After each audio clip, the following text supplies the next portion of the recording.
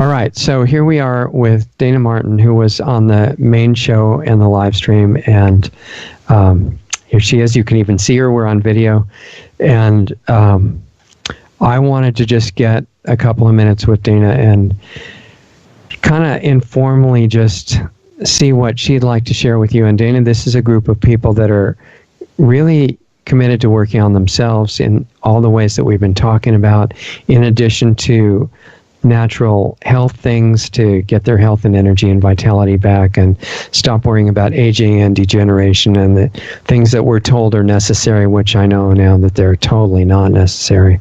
And they have to deal with people in their families or in the public that think they're crazy and have different kinds of attitudes toward this freedom theme that we've been talking about. So anything that you want to share with them, if you can relate to some of that has helped you stay true to what you really want to do and to what you feel connected to in the midst of any kind of environment that happens to be going on at the time. Well, I'll first say this is a more relaxed show. You guys get the inside look at and hear all the loud noises in my life. My dogs are in here now, and so they might be a little crazy.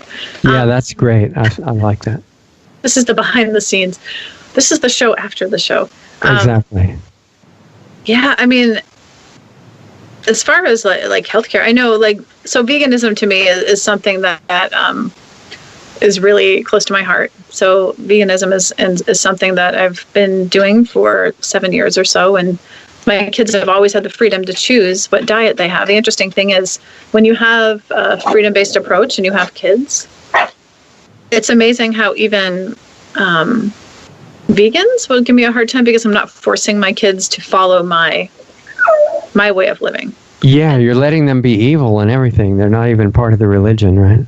Yeah. And so the fact that my kids that haven't wanted to be vegan have the choice and freedom to eat what they want, that's really controversial, even among the alternative people. Right. But do you want to ask me something maybe a little more specific? I think that's... Yeah. I mean, when you were on the main show, we talked about being a nanny was one of your functions, and you went and stayed with people for 2 or 3 days, and all the conflicts that were part of their everyday life would have come up, I would imagine, while you were there, or you would hope that they would come up. You'd be long enough for that. Okay, so I was saying that you'd be there long enough, hopefully, for conflicts to come up within the family. Yeah. And I mean, there are many questions connected with this, but one of the first ones would be within the family, with other family members or with friends of yours. Like you said, some of the vegans don't really relate to what you're doing with the degree of freedom with your kids to choose not to be vegans or whatever they want to do. What have you learned about conflict resolution that leaves people not feeling like enemies and like they can't communicate when they're through saying what they each think?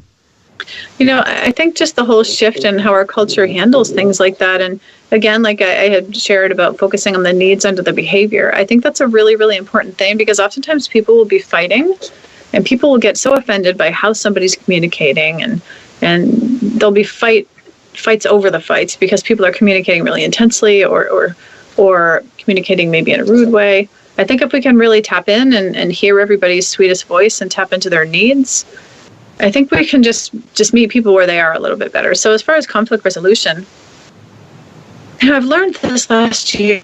It's such an interesting year. I've learned that my goal used to be peace, right? Like pretty much all the time. My goal was how do we get to the peaceful solution? Okay. And how do I much peace? I think getting to the place where allowing the full range of human emotion, including anger and conflict, to hold the space for it like you would. Okay, so I'm a midwife, and so when I'm with a woman in labor, when she's going through transition, which is a really rough part of labor, right before birth, right before the baby's pushed out, women go through a lot. They go through self-doubt, and they swear sometimes at their partner, and they're kind of losing it. It's the point where women just have a moment of losing it. And I can't even imagine how it would affect the birth if I didn't know that was normal, and I would have just started freaking out when the woman did. It would get so much worse. They'd be like, oh my God, what's going on? It is really bad. And instead, I just kind of inside I smile and I don't do anything. I just hold the space and reassure that it's okay. This is supposed to happen. Right. It helps her realize that she's safe in her intense emotion and feeling and that energy. So I like to think about another birth analogy. When somebody is in conflict and you're not afraid and like you're not getting triggered, I think that's just the important thing, is allowing people to be in conflict and hold the space for it while trusting it's all part of the process for some people to get to the other side, to birth themselves anew. And so I used to be really, because of my upbringing, I was really, really afraid of conflict, and I still kind of am. I've been in relationships where conflict is intense, and I get very scared when I hear people upset.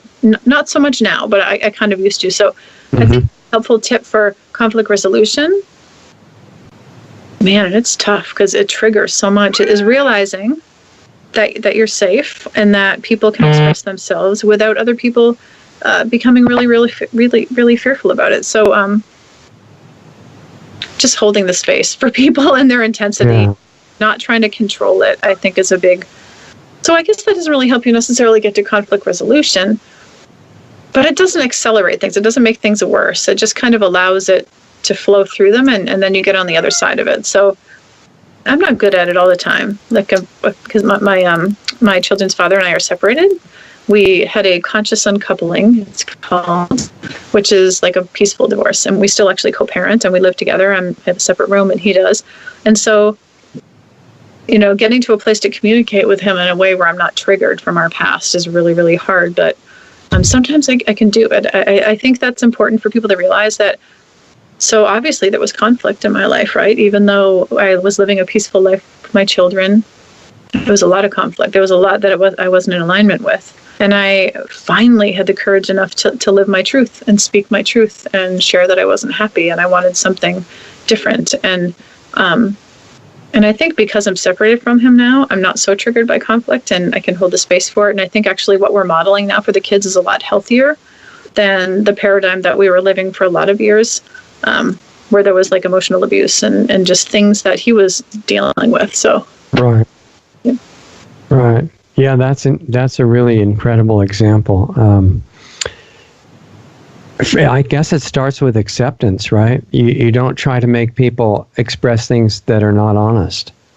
Yeah, and you don't have to be afraid of it. Conflict resolution is, people are so afraid when they're in conflict, aren't they? And so we talked a lot about fear in the main interview. Yeah. That's a big part of conflict resolution. It's okay to fight. It's okay to be in conflict. It's all part of the human experience. And when you're not afraid and just like the birth analogy, that it's completely normal as a human in relationships to fight. And when I say fight, I don't want you to picture some violent fight. I just mean conflict. As peaceful as fear is. Yeah. We're human beings, and it's kind of how...